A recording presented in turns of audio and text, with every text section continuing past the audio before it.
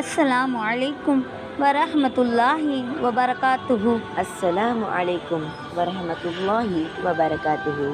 அளவற்ற அருளாளனும் நிகரற்ற அன்புடையோனுமாகிய அல்லாஹ்வின் திருப்பெயரால் துவங்குகிறோம்.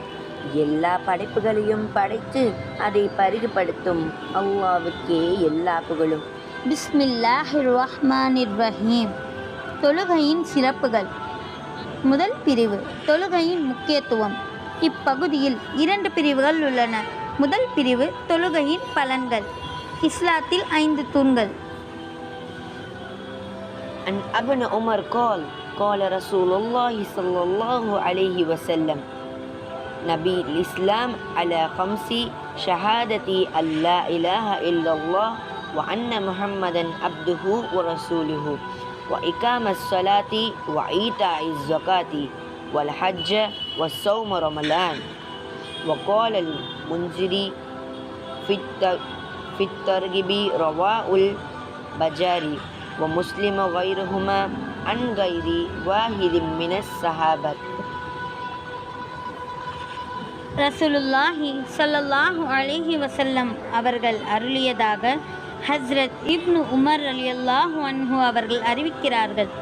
இஸ்லாம் என்ற கட்டடம் 5 தூண்களின் மீது அமைக்கப்பட்டுள்ளது. முதலாவது லா இலாஹ இல்லல்லாஹ் முஹம்மது ரசூலுல்லாஹ், அதாவது வணக்கத்திற்குரியவன் அல்லாஹ்வை தவிர வேறு யாரும் இல்லை, முஹம்மது நபி ஸல்லல்லாஹு அலைஹி வஸல்லம் அவர்கள் அவனுடைய அடியாரும் திருத்தூதருமாக இருக்கிறார்கள் என்று சாட்சி கூறுவது. இரண்டாவது, தொழுகையை நிலைநிறுத்துவது. மூன்றாவது, ஜகாத் கொடுப்பது. நான்காவது, ஹஜ் செய்வது. ஐந்தாவது, ரமலான் மாதம் நோன்பு வைப்பது. ஹதீஸ் 2. பாவங்களை போக்கும் தொழுகை.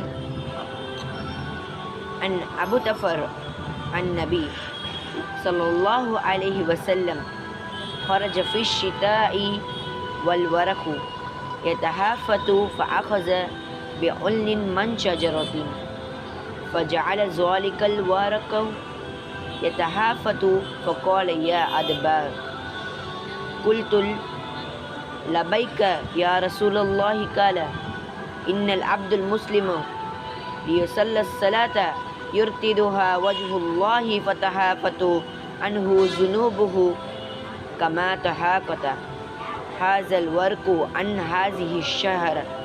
رواه حمد بإسناد حسن كما في الترغيب. ஹஸ்ரத் அபூதர் ரலியல்லாஹு அன்ஹு அவர்கள் கூறுகிறார்கள், ரசூலுல்லாஹி ஸல்லல்லாஹு அலைஹி வஸல்லம் அவர்கள் குளிர்காலத்தில் ஒரு நாள் வெளியில் சென்றார்கள். மரங்களிலிருந்து இலைகள் உதிர்ந்து கொண்டிருந்தன. நபி ஸல்லல்லாஹு அலைஹி வஸல்லம் அவர்கள் ஒரு மரத்தின் கிளை ஒன்றை தங்கள் கரத்தால் பிடித்து அசைத்தார்கள்.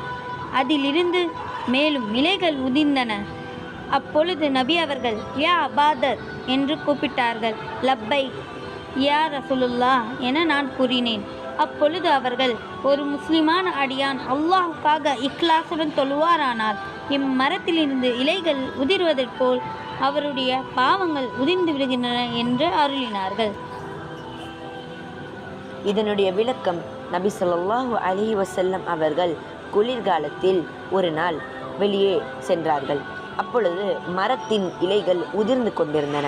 நபி ஸல்லல்லாஹு அலைஹி வஸல்லம் ஒரு இலையை, அந்த உதிர்ந்த ஒரு இலையை தன் கையில் பிடித்தார்கள். அப்பொழுது யா அபாதர் என்று என்னை கூப்பிட்டார்கள்.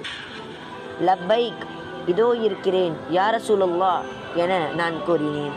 அப்பொழுது ஒரு அடியான் அல்லாஹ்வுக்காக இக்லாசுடன் தொழுவாரானால் இம்மலத்திலிருந்து இலைகள் உதிர்வதற்கு போல் அவங்களுடைய பாவங்களும் உதிர்ந்துவிடும் என நபி ஸல்லல்லாஹு அலைஹி வஸல்லம் என்னிடம் கூறினார்கள்.